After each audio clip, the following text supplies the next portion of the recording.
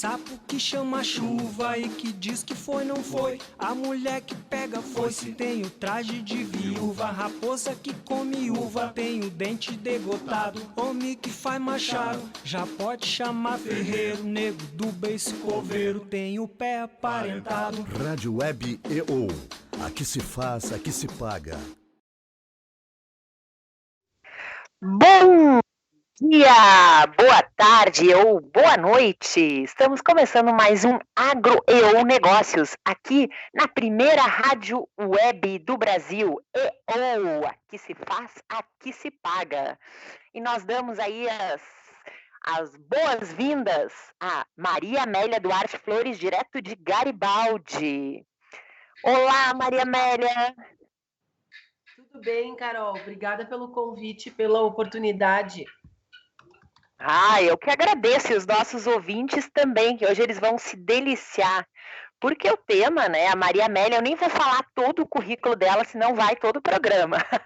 Ela é enóloga, graduada em turismo, ela faz uma série de programações muito bacanas, vamos dizer que tu trabalha com experiência, né, Maria Amélia? Isso, eu às vezes fico pensando que algumas coisas que agora estão em moda, alguns termos que começaram a virar rotineiros, são coisas que a gente, até numa certa ingenuidade, acreditou já com 20, 22 anos, lá nos anos 2000, 2002. E aí seguimos, né, diante desse desafio. Pois é, a nossa Rádia Web é uma menina, né? Rádio, ela quer dar força para as mulheres. E justamente tu tinha que estar participando desse programa, porque tu é aquela pessoa que viu lá atrás coisas que estão estourando agora e batalhou e construiu toda uma carreira, assim, né? Nos vinhos, que daí tem gente que acha que não é profissão, que é só diversão, né? Mas tem muita batalha aí, não tem, Maria Amélia? Tem, e eu até peço uma paciência com os ouvintes, que ainda bem, né, que é uma rádio voltada para o público, voltada não, uma rádio feita por mulheres, achei divertido isso, porque esse confinamento está me fazendo experienciar, nem sei se essa palavra existe, vivenciar essa questão da maternidade. Então vocês vão ouvir o gritedo da minha filha com o priminho aqui do lado. E eu estou na Serra Gaúcha, né? Me confinei aqui no meio dos meus bichos, então vai ouvir gritedo aqui o tempo inteiro durante a nossa gravação aqui, nossa entrevista. Bom, por aqui eu também estou trabalhando de casa. A gente teve uns probleminhas, por incrível que pareça, com a minha internet, né? Eu estou a 8 quilômetros do centro. E os barulhos que talvez vocês escutem de fundo é um plof-plof da safra de goiabas aí, que foi muito boa esse ano, que estão caindo. E talvez algum latido, alguma coisa, porque eu tenho meu agro aqui, mesmo estando bem pertinho do centro. Mas vamos ao que interessa, Maria Amélia. O que é bom, como é que é? O que é ruim para alguns é bom para outros.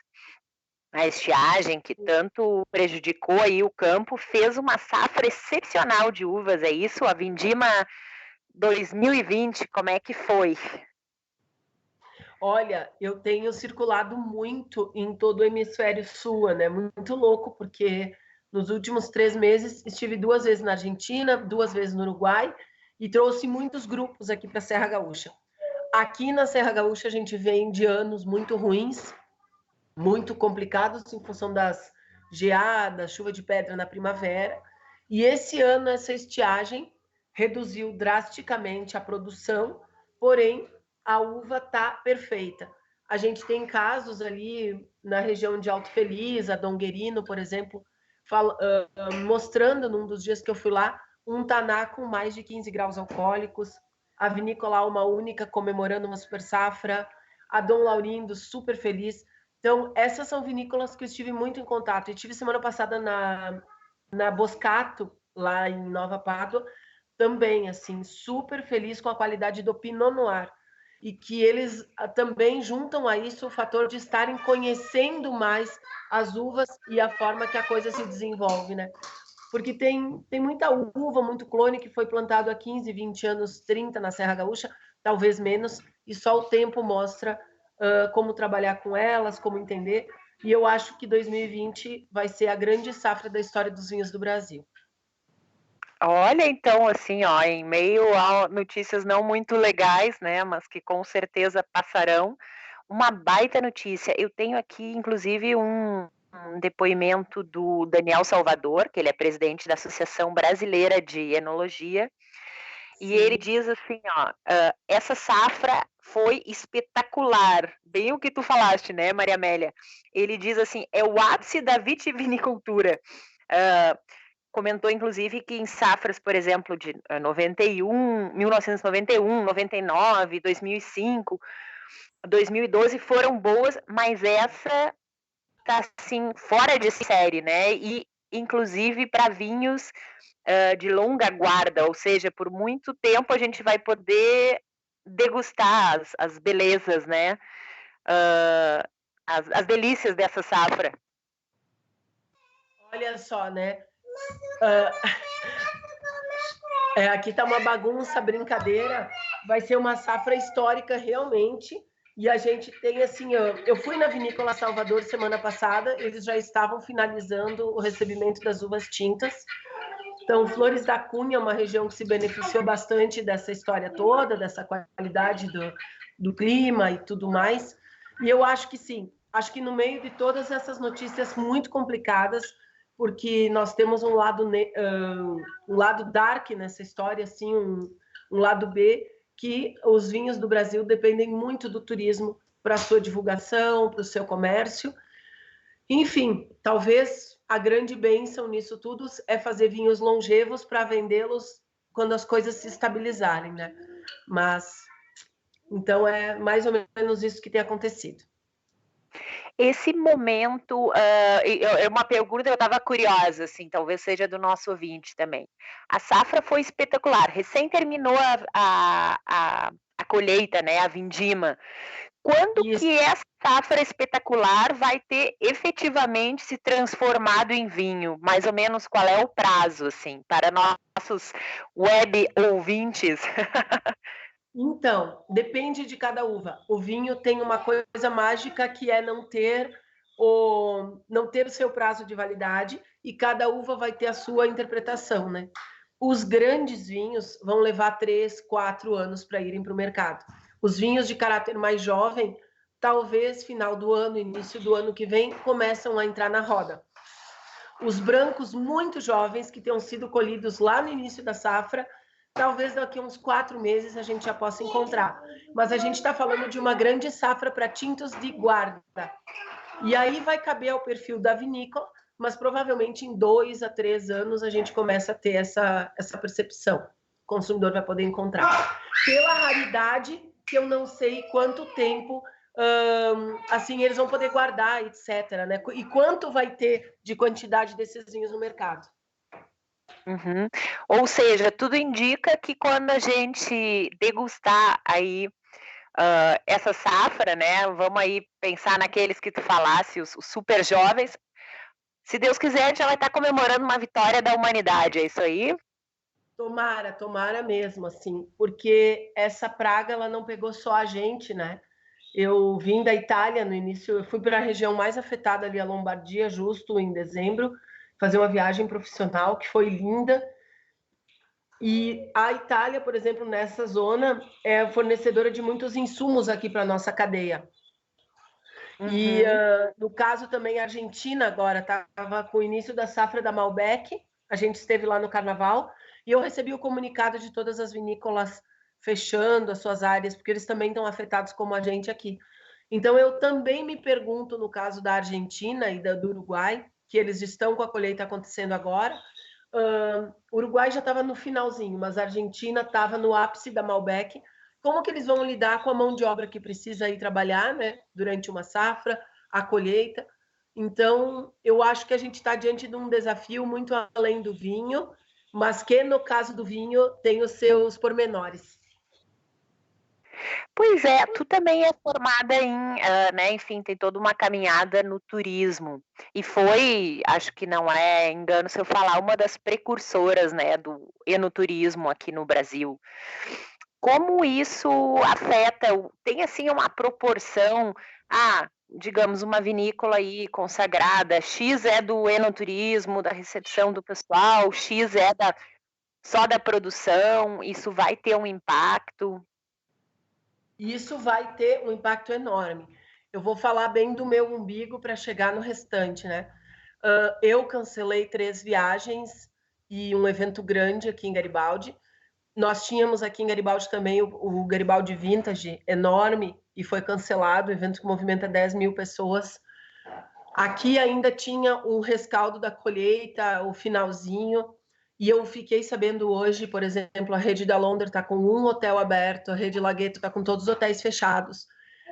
Eu acho que aqui as vinícolas, o que adianta elas ficarem abertas se a recomendação é que ninguém circule, que os clientes não venham, né? Eu acho que a coisa vai ser uma catástrofe econômica, sim, mas nós vamos ter que ter serenidade para pensar no que vem depois. Até porque a gente está falando de uma indústria muito frágil. O turismo, isso é uma frase clichê, a gente não estoca hospedagem, a gente não tem como empilhar as diárias não vendidas, a gente não tem como empilhar o passeio de Maria Fumaça não ocorrido. Então, o que eu rezo é que as pessoas tenham tranquilidade e não quebrem, não suguem as suas forças a tal ponto que a gente não consiga dar o ponto de reversão, mas que vai afetar muito. O importante sempre manter a calma, né, e pensar que tá todo mundo no mesmo barco, mais do que nunca, né? Eu estava lendo registros daquela grande enchente de Porto Alegre, né, dos anos 40, que surgiu a expressão abobadinho da enchente, que as pessoas se chocavam de tal maneira em ver toda a catástrofe que elas saíam desnorteadas pelas ruas da cidade, né? Porque a água não ia embora. E eu estava lendo também os efeitos que já está dando psicológicos na população italiana que está lá fechada. Então, o que vai acontecer com a gente? O nosso benefício são coisas bonitas como essa que a gente está fazendo aqui online, que a gente mantém a mente ocupada, leva informação para as pessoas, a gente fala por vídeo com os amigos. Então, eu acredito que o turismo, as empresas, a nossa questão mental vai conseguir se manter por um tempo. Mas o econômico que nós vamos ter que dar as mãos de uma maneira muito grande, né? Peço desculpas porque realmente aqui a bagunça na minha casa está grande. É bom que as crianças assim estão como ninguém curtindo esse momento aí de isolamento, né? Aqueles, oba, agora eu tenho a mamãe só para mim. Mas assim tem um ponto isso também. Aproveitando, né? A gente conversa sobre vinho, conversa sobre maternidade. A gente faz esse trabalho, Carol, que a gente já conversou outras vezes e nós íamos botar em prática, que são os eventos, né, voltados até para o público feminino, que são os desafios que a gente sempre encontra. Tu tem que manter a serenidade para não deixar as crianças desnorteadas, elas estão felizes, mas elas percebem a nossa apreensão. No meu caso, tenho que tentar prender os idosos dentro de casa, porque meu pai se nega a ficar em casa, acaba indo trabalhar, acaba inventando motivo para sair para a rua. Então, é uma situação muito difícil de lidar. E eu sei que isso deve ter sido nas zonas italianas uma coisa bem complicada para conter a doença. Porque o nono italiano, a gente não é italiano, mas vive numa zona italiana. Ele se nega a ficar preso, ele se nega a ficar sem trabalhar, ele se nega a não ver os amigos, a não ir para o bar, a não ir para a missa. E eu acho que isso na Itália também deve ter sido um ponto muito cruel da disseminação da doença. É muito forte a herança cultural, né? Enfim, a vivência da cultura, né? Sim. Mas assim, ó, então vamos voltar aí, já fizemos um panorama, né? Vamos aproveitar os teus conhecimentos enólogos. Vamos uma dica para os ouvintes, assim, nesse momento, enfim, também não dá para deixar de viver, né? A gente não tá. Por isso que eu não gosto muito dessa coisa assim, dessa palavra quarentena, isolamento. Vamos degustar um bom vinho. O que que a gente pode dar uma dica aí, assim, o que que é a pedida, o que que já tem disponível? Eu vejo que tem vários sites que estão trabalhando bem online, entregando. Como disse, até que eu estava nessa polêmica na internet, até que ponto o delivery é uma coisa tão boa assim, porque alguém está circulando, alguém está empacotando. E lá na Vinho e Arte a gente optou em não abrir mais a loja, simplesmente os clientes nos prestigiem depois, mas eu não via em condições salutáveis botar minha funcionária a ficar lá trabalhando enquanto se pede para não circular. Mas assim, acredito que as pessoas se programaram. Nos supermercados tem bastante opção ainda. Não é um item tão necessário que vai acabar, ou que vai... Não, pelo contrário. Mas eu acho que é hora da gente brindar, sim, durante as refeições, aproveitar para fazer o nosso momento de lazer em casa, uma tacinha. Então, tem espumantes brasileiros a preço super acessível nas redes. Eu vi alguns vinhos da uva Cabernet Sauvignon, Merlot, tem bastante também. Algumas opções de vinhos italianos, não tenham medo dos italianos, não é no vinho que vão nos contagiar. Então tem muita... Ou seja, o que está ali já garante, né? Não, a coisa vai passar. Então acho que tem bastante coisa para fazer. E está saindo muitas atividades online também. Tem muito livro disponível. Eu acho que a hora é a pessoa entreter a mente, né? Ler, provar, conversar, fazer as suas brincadeiras na cozinha, cozinhar para a família. Se está sozinho em casa, vai preparar suas coisinhas. Então é hora de se dedicar para isso. Vai ser uma bela experiência. Legal.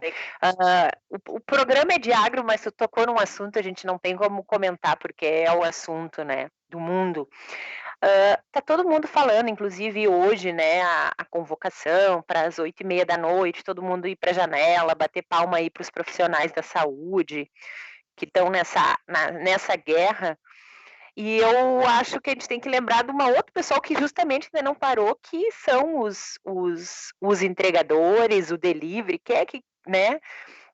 Eles também são guerreiros. Os caminhoneiros, as fronteiras fechadas, não, mas a carga passa, os supermercados estão abastecidos, né? O que tu acha, Maria Amélia?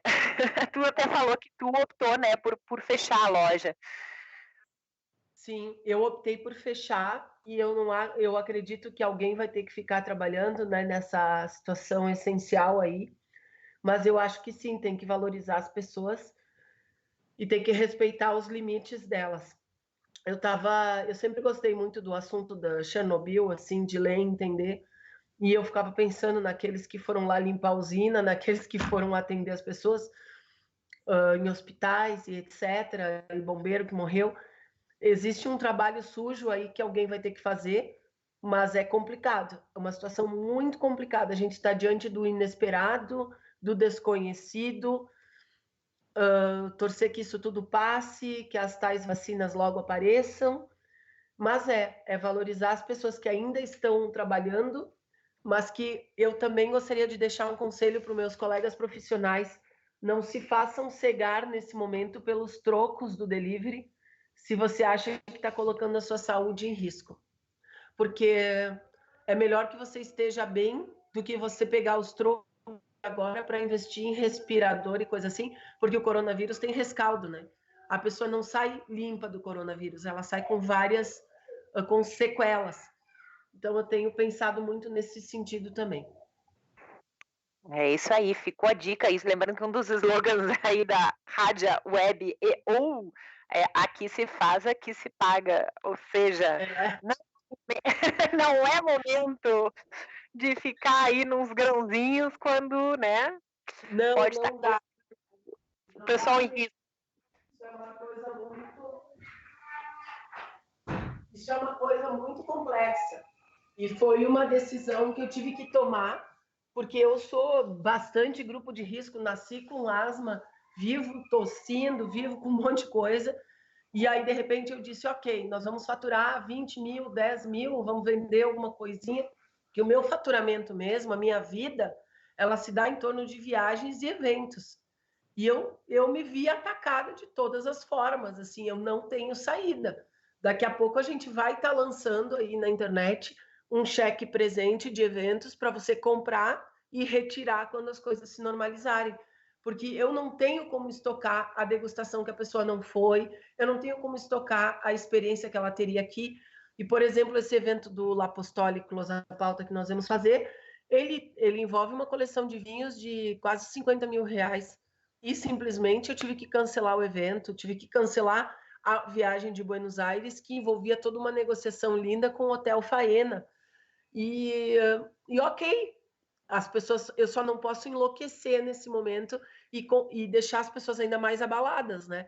Nós temos que estar cientes de que vai passar, moderar nos nossos custos e tentar entender o que vem daqui 2 ou 3 meses, porque eu acho que no Brasil, em menos de um mês, as coisas não se normalizam. É. E os cursos online, assim, tem como, ah, enfim, perde a questão da degustação, né? Mas tem como apresentar, contar a história, tu que aí é uma super expert. Eu acho que vem por aí a onda dos cursos online, que vai ser uma grande onda também, que vai ficar quem for bom, vai cair fora quem não tiver conteúdo.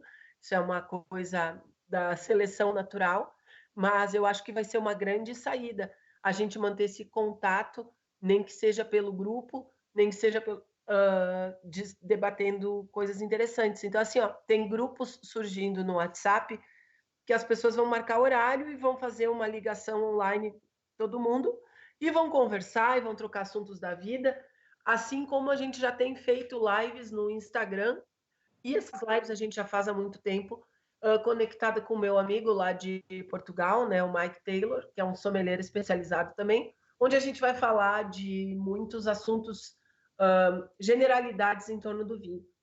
A gente ontem até fez uma focada em vinho italiano, porque nós estivemos lá nessas regiões da Itália, principalmente as mais afetadas, a questão de 3 meses.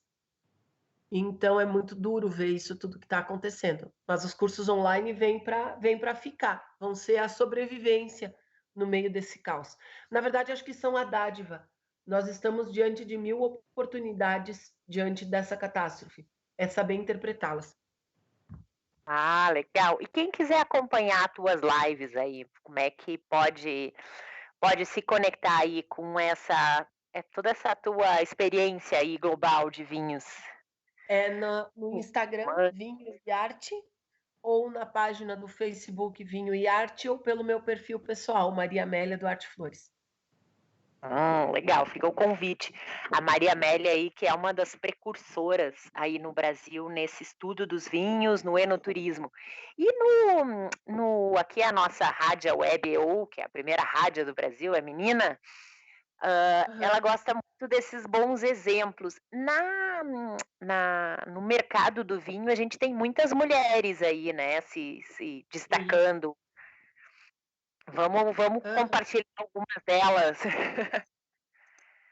Sim, a gente tem coisas lindas acontecendo com mulheres no Brasil. Então, por exemplo, toda a questão dos vinhos da campanha, a gente tem várias empresárias lá que naturalmente surgiram até herdando os agronegócios dos pais, como é o caso da Guatambu, como é o caso da Estância Paraíso, da Peruso, a Rutier e da Rica Hair, que agora estão morando no Canadá. A Gabi, ela desenha todos os rótulos. A gente tem a Hortência Yubi lá na Campos de Cima. Aqui na Serra Gaúcha, pessoas como a Magda Brandelli da Alma Única, que está segurando um tranco lá na vinícola em todos esses períodos. A dona Beatriz, a famosa dona Bita, da Dom Giovanni. A Morgana Miolo, que idealizou todo o Wine Garden. Então, tem pessoas muito legais. Tem a mulherada no vinho, não é de hoje. Vamos falar dos clichês, da Viúva Clicquot, da Ferreirinha, a Pommery, que inventou o champanhe brut, né? Então, a gente tem muita mulher boa trabalhando aí no mercado, né? Então aí só isso aí já vale um super brinde, né? Olhar para esse exemplo delas que provavelmente passaram tempos mais difíceis e com menos recursos, né? Sim, é muito complicado isso, né? Essas pessoas passaram guerra, outras mulheres passaram um isolamento por pestes, por doenças, a questão da viuvez e elas não poderem casar novamente por causa dos negócios, a sucessão familiar. E agora nós estamos aí, 2020, onde achávamos que íamos estar em carros voadores, estamos presos na nossa casa, refém de grandes coisas como iFood para viver. Então, assim, né, a humanidade sempre está na beira do caos. Vamos ver quem vai sobreviver diante disso tudo.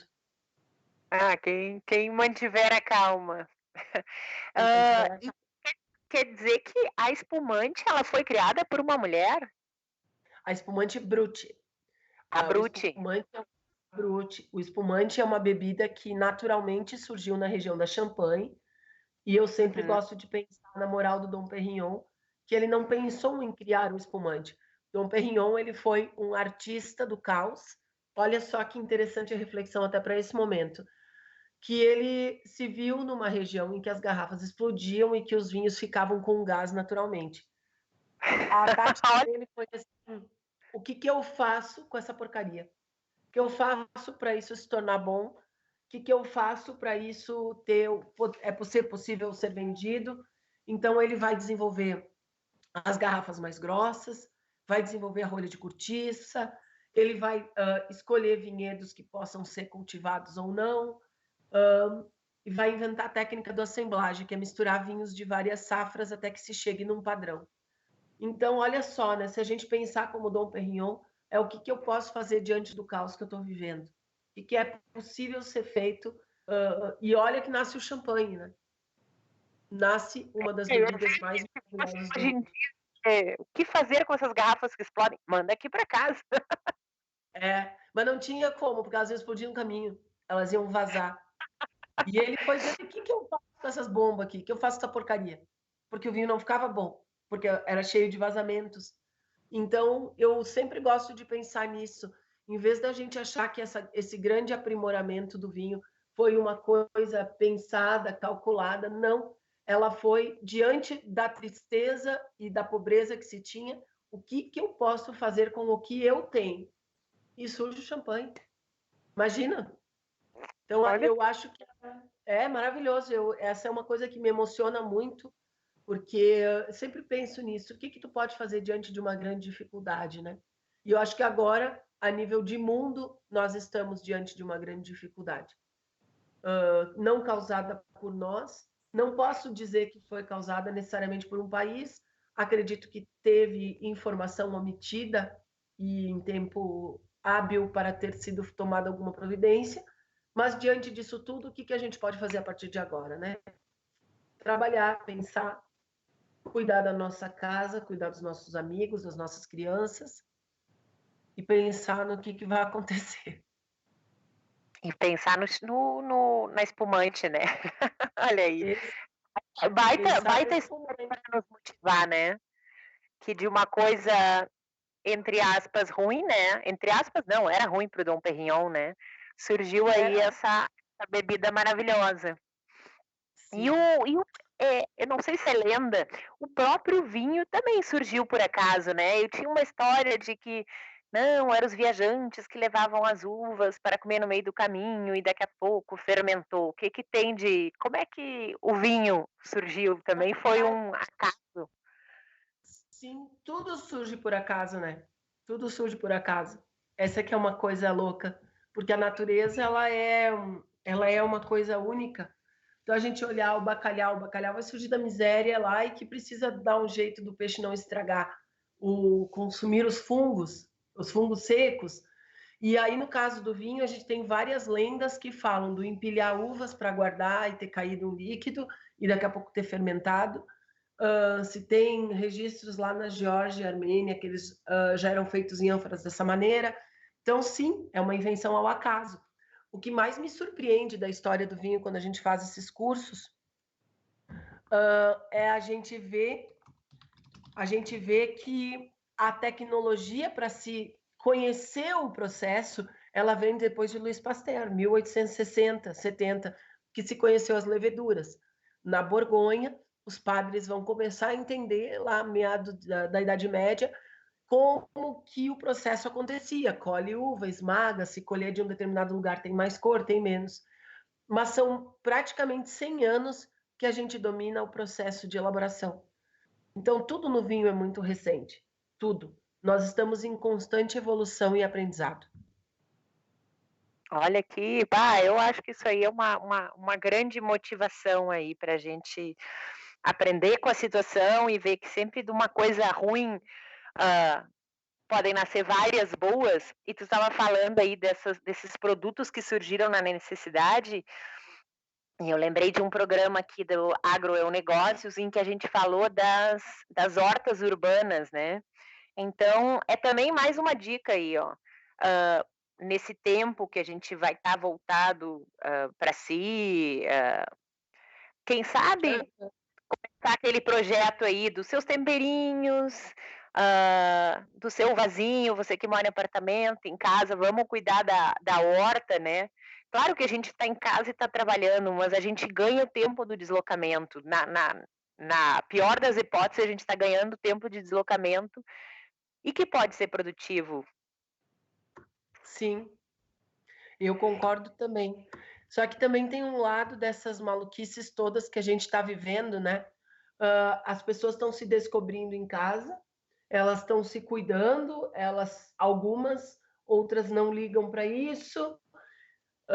Eu estou percebendo que às vezes esse período de ficar mais isolada, ficar mais quieta, pode ser que nos revele até outras profissões que a gente poderia estar exercendo, até outras habilidades, né? Por que não? Por outro lado, tem gente que perde tempo brigando por política e por qualquer coisa no Facebook. Então é bem complexo esse assunto, né? Tudo muito complexo. Mas eu acho que o momento é esse: reaprender a tudo. Por exemplo, eu já estou vendo algumas coisas a qual eu poderia ser até mais útil para a humanidade do que necessariamente só no vinho, que é essa coisa de cursos, outras habilidades de organização de casa e tal, de administração, que eu não sabia que eu poderia lidar. Outras coisas que eu me considerava a expert, não sou coisa nenhuma. Então, assim, vamos manter a calma até certo ponto. Eu acho que é o período para se redescobrir. Se redescobrir, acho que essa é a colocação. Ou seja, é um período sabático forçado. Forçadíssimo, né? Forçadíssimo, forçadíssimo.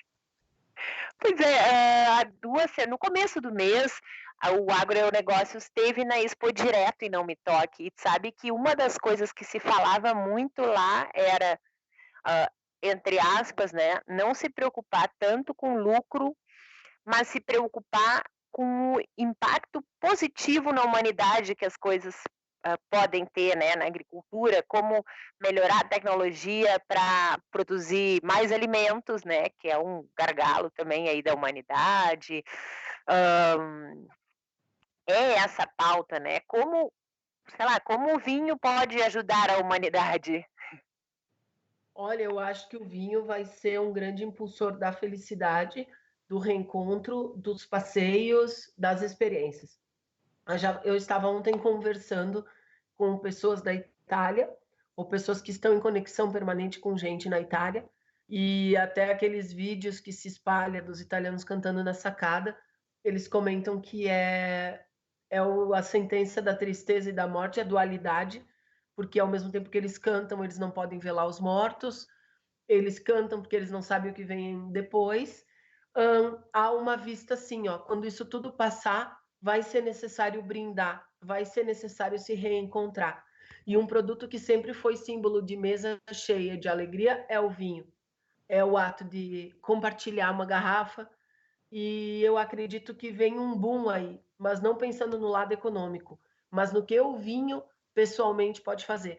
Uma coisa bem legal, por exemplo, a ABS do Rio Grande do Sul está fazendo cursos online em determinado horário, palestras online, bate-papo de vinho.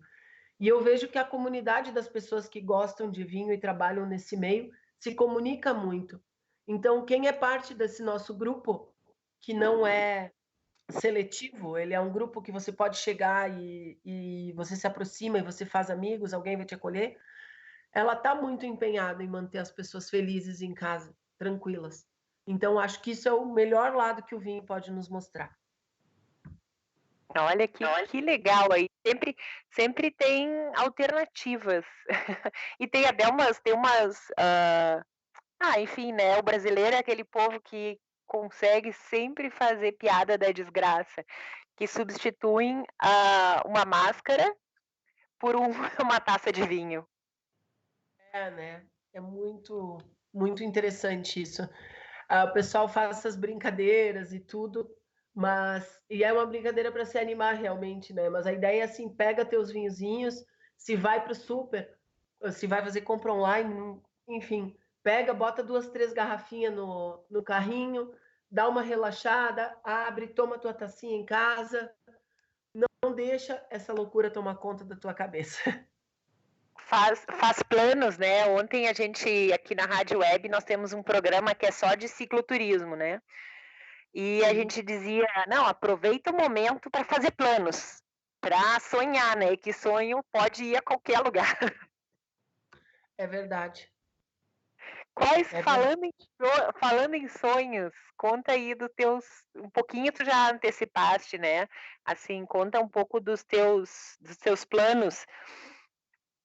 Então, a vida é uma coisa muito doida, né? Eu estava numa sobrecarga de trabalho bem grande e por alguma luz até de recapitalização da empresa, tudo, trabalhei muito em dezembro, janeiro, fevereiro.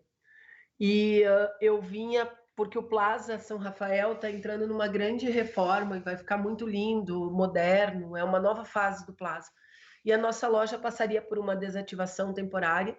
Eu estava baixando todo o estoque para daqui a alguns meses reativar com o formato dos cursos, dos eventos e ver como se encaixaria nesse novo Plaza. E ao fim de tudo veio isso, nos atropelando, né? Então a minha ideia nunca foi, vou sair do Plaza, eu tenho paixão por aquela gente, por aquelas são meus amigos, são pessoas que pertencem à minha vida, mas sim eu poder buscar uma saída, porém eu precisava manter as viagens no período. Vem tudo isso e me tranca dentro de casa aqui na Serra, então eu acho que no meu caso é o período de reorganizar tudo, é limpar desde computadores, armários, tudo, e fazer com que as coisas comecem a se dar por si. Eu acho que sonhos é reativar as viagens a partir do segundo semestre. Vamos ter, como a minha base econômica das viagens, os destinos são a Serra Gaúcha, Argentina, Chile e Uruguai. Vamos ter que ver o que vai acontecer em cada país desses. Não sei como as pessoas vão reagir ao turismo na Itália, se vai ter uma descontaminação a nível de país, a ponto delas acreditarem e quererem voltar para lá. Então, até assim, eu tô com planos da África do Sul, né, que é um país que tu ama também, para janeiro. São sonhos que eu não sei como vão se desenrolar. Tudo pode acontecer. Hoje, quem é rico pode virar pobre amanhã. País que hoje é uma pobreza pode virar rico amanhã. Eu acho que isso veio para ser o divisor de águas. Então, o planejamento meu no momento é entender o que eu posso fazer de cursos, as coisas imediatas, e as de longo prazo é apenas aguardar o decorrer dos próximos dias. Pois é, tu falou essa questão aí dos ricos, que pode ter uma mudança. Parece que a grande virada desse momento é a gente aprender o que vale na vida, né? Sim. Assim, quem diria que um país visto como tão rico, tão equipado, e que eu amo, não falo isso de nenhuma maneira esquerda-direita, a Itália passaria por uma situação dessas. E a Itália depende do turismo. A Itália depende da exportação dos seus insumos. E se as pessoas botarem na cabeça que ao comprar um insumo vem com vírus e não queira comprar mais nada de lá. Então, eu estou dizendo que a insanidade pode tomar conta de tudo, pode ter fatos reais nisso tudo. Então, daqui a pouco, todos os planos que eu tinha de viagens para a Itália, que seriam 2 nesse ano, Puglia e Toscana, Puglia e norte da Itália, aliás, né, com a Suíça, as 2 já foram por água abaixo, por um período. A França, a gente está falando do foco da Itália, porque a Itália é onde o número está assombroso. Mas na Espanha, a subida está tão crescente quanto a Itália. A França, olha aí, Paris está com as ruas desertas. Então, quem era visto como rico, o que vai ser amanhã? Será que vai explodir uma África do Sul? Será que vai explodir a Argentina? Será que vai... Estados Unidos, gente. As pessoas estão dizendo de Nova York. Então, imagina se a American Airlines cancela voos, quem sou eu, Vinho e Arte, para querer manter minha lojinha aberta? Então, é isso aí. Pois é, tu falou de África do Sul, né? Um país que nós duas amamos. Eu tive o privilégio de pedalar lá e eu até já escrevi sobre isso, né? Só 2 pessoas não me chamaram de louca quando eu disse que ia. E tu é uma delas, né? Pelo contrário, tu disse, moraria certo. É um país maravilhoso e eu pude, enfim, sentir isso. Os vinhos da África do Sul são uma boa dica para os nossos ouvintes? Total, são maravilhosos. A África do Sul são uma loucura. São uma loucura. A África do Sul tem qualidade no turismo, tem qualidade na comida, tem qualidade nos queijos. E os vinhos é uma diversidade de regiões. Então, às vezes, a gente fala só da pinotagem, que ela está numa zona, porque ela é a uva da África, que foi o híbrido criado lá e tal, melhoramento genético. Mas quando a gente prova um Shiraz sul-africano, um Cabernet sul-africano, Sauvignon Blanc, Chenin Blanc, é realmente assim uma experiência inolvidável, maravilhosa. E então, assim, a princípio, já vamos, assim, porque sonhar é comigo mesmo. Tu falaste que em janeiro vai ter janeiro de 2021, uma a ideia. expedição para a África do Sul. Já vamos começar a fazer propaganda agora. Isso é a ideia, mas tudo vai depender do decorrer das coisas, né? E para mim, a África do Sul, tu tem que ter 3 elementos em todas as viagens que você for para lá. Se você fizer para lá, tem que ter a natureza, e isso inclui o safari, né? Safari é uma coisa que tem que fazer, assim como o contato com as praias, a colônia de pinguins. Tem que ter o aspecto cultural, que nós mergulhamos na profundeza da alma humana com a questão do apartheid. Então, a gente tem que ver essas coisas para elas nunca mais se repetirem. E o vinho, porque aquelas paisagens, aquela comida e aqueles atendimentos e a qualidade de cada sabor, o espumante deles é maravilhoso. Então, sempre é uma delícia qualquer assunto que envolva a África do Sul.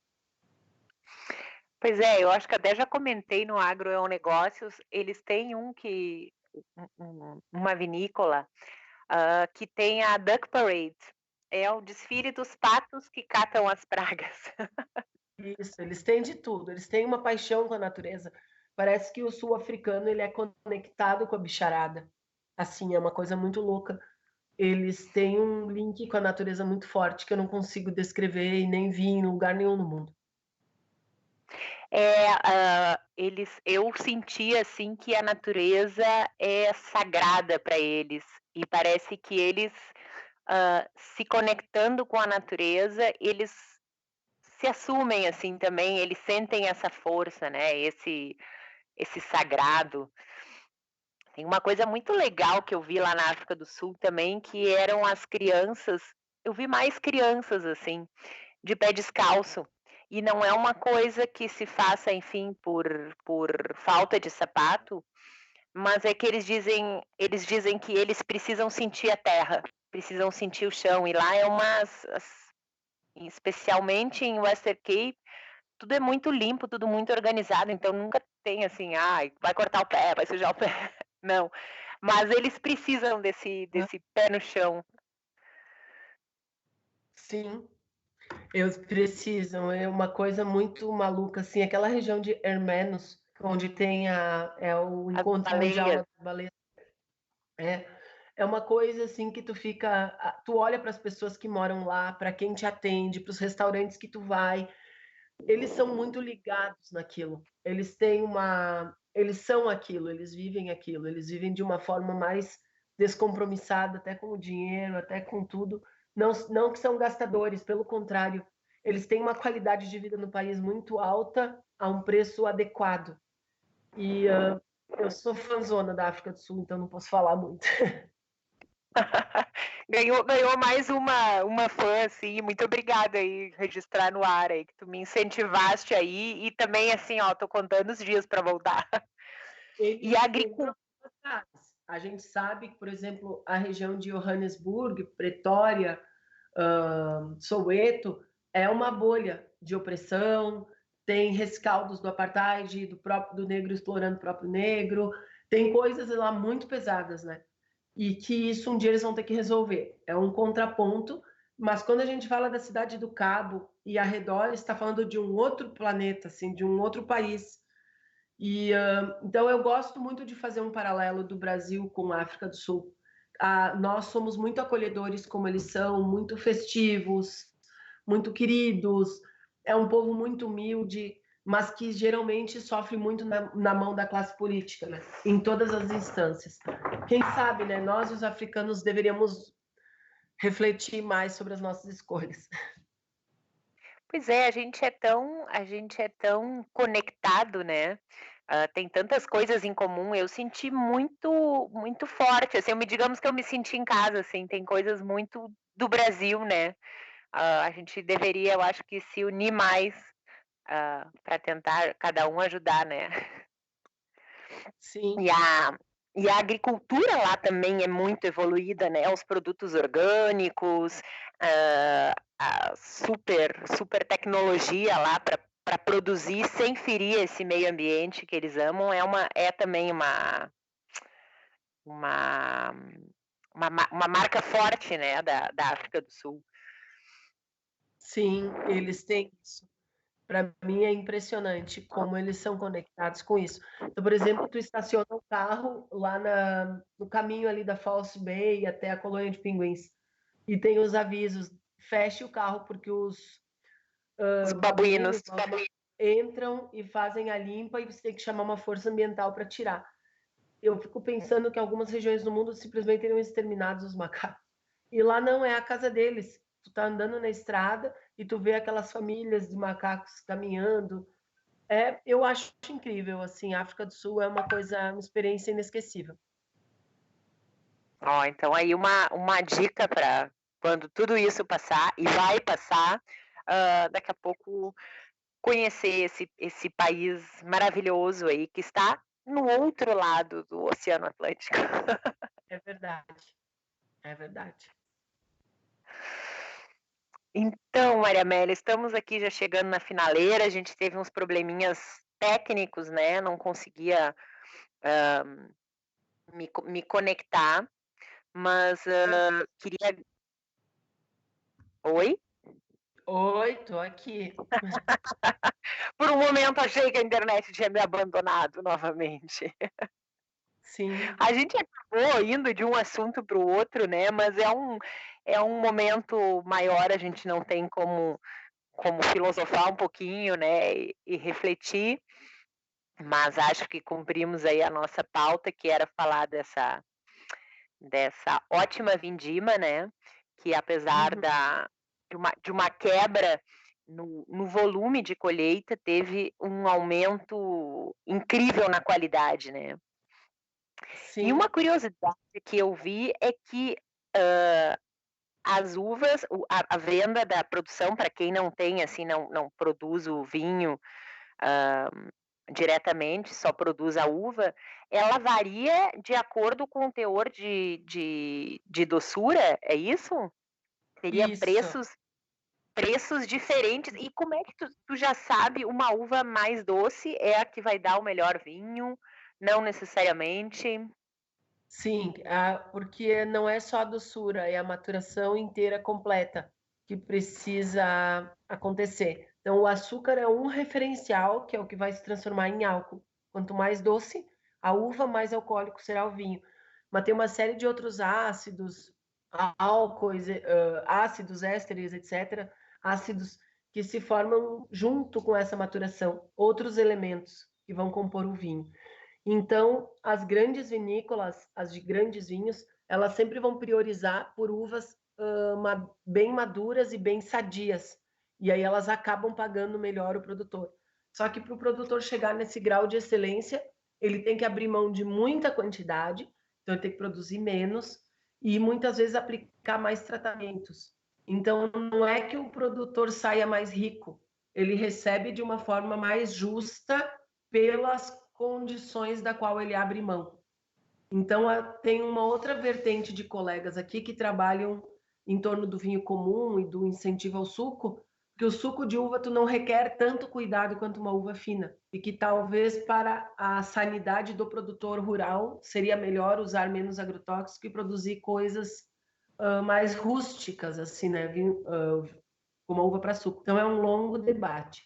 Mas então, em referência à vinícola pagar mais por ter uma uva mais sadia, é para compensar tudo que o agricultor investe para que ela chegue nesse estágio. Olha que legal aí, Rádio Web é cultura, a gente conhecendo um pouquinho mais aí desse meio aí da vitivinicultura, que o Rio Grande do Sul é top no Brasil ou tem outras frentes por aí? Tem muitas frentes. Hoje em dia tem a Serra Catarinense, tem o pessoal da fronteira ali de Minas e São Paulo, tem o Vale do Rio São Francisco, mas aqui no Rio Grande do Sul a gente está falando de uma situação onde a uva é cultural. Ela vem com a imigração italiana. Então eles plantaram porque era a cultura que eles sabiam aplicar e não porque aqui o terroir fosse bom. O que acontece é que no decorrer desses 120, 130 anos, se foi aprendendo quais as melhores uvas, quais os melhores lugares, e as coisas foram se ajustando. A gente consegue ter essa qualidade de hoje pelo conhecimento das pessoas do terroir. E mesmo no Rio Grande do Sul, tem crescido nos últimos anos as áreas de cultivo, né? Novas áreas, como por exemplo aí a Campanha. Tem, bastante. Mas a Campanha, eu acho isso sempre legal falar. Ela é uma região muito antiga. Ela é quase antes da Serra Gaúcha, pela influência tanto dos missioneiros, né? Quanto pela portuguesa e espanhol cruzando ali o caminho o tempo todo. E aí ela vai ter uma vinícola em 1900, a Marimum, que é onde fica hoje a Quinta do Seival da Miolo, que produzia uvas finas em espaldeira, talvez antes da Serra Gaúcha. O que acontece é que caiu num declínio e agora, recentemente, com tecnologia, o pessoal do agronegócio conseguiu plantar novamente. Então, Pois é é, uma região foi uma do marketing também. Foi uma questão de falta de marketing que a Campanha Gaúcha agora está se fortalecendo aí no mercado. Sim, foi desinteresse do tempo também, né? Que as coisas mudam, as culturas mudam. E agora a Almaden vai rever essa história toda nos anos 60, vai plantar aquela grande área em Livramento, e a partir dali a gente tem esse novo ciclo, que hoje se dá com essas vinícolas pequenas, a maioria oriunda de outros negócios, como arroz, pecuária e tal. Eles têm um vilão enorme lá, que é o defensivo da soja, que está destruindo em massa com os vinhedos, e eles vão ter que aprender a lidar com isso, que é um grande problema. Olha só, então alerta aí para se achar alguma. Provavelmente deve ter muita pesquisa e muita energia aí também focando nesse problema, né? Sim, muito. É um grande assunto complexo, né? Bem complexo. Alô? É um assunto bem complexo. É isso. Que esse da soja lá. Vamos ter que fazer um outro programa para falar sobre isso, né? Isso. Esses, às vezes é benefício de um, malefício de outro. Esse desafio que a gente tem de daqui a pouco colocar na balança e faça com que todo mundo saia ganhando, né? Sim, de repente muito um pouco complexo. mas que todo mundo saia ganhando.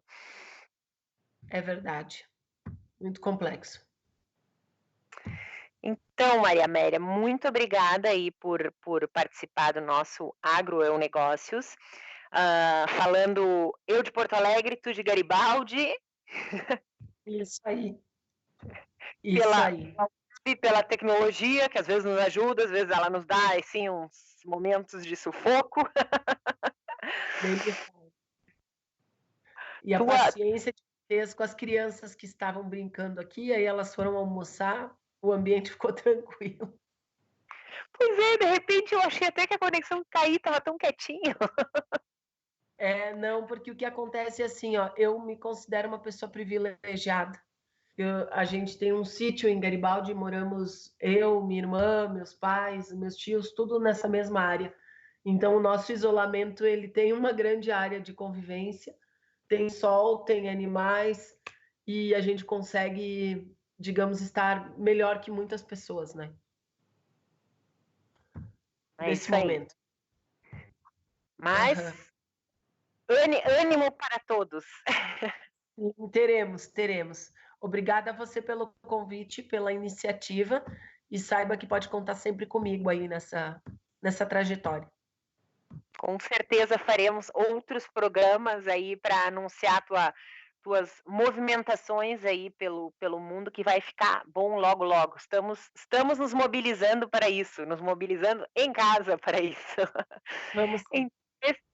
Esse aí foi mais um. Eu sou Carol Strussmann, apresento Agro e/ou Negócios aqui na Rádio Web e/ou, a primeira rádio do Brasil.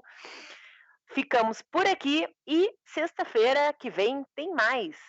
Aguardo você nas nossas redes.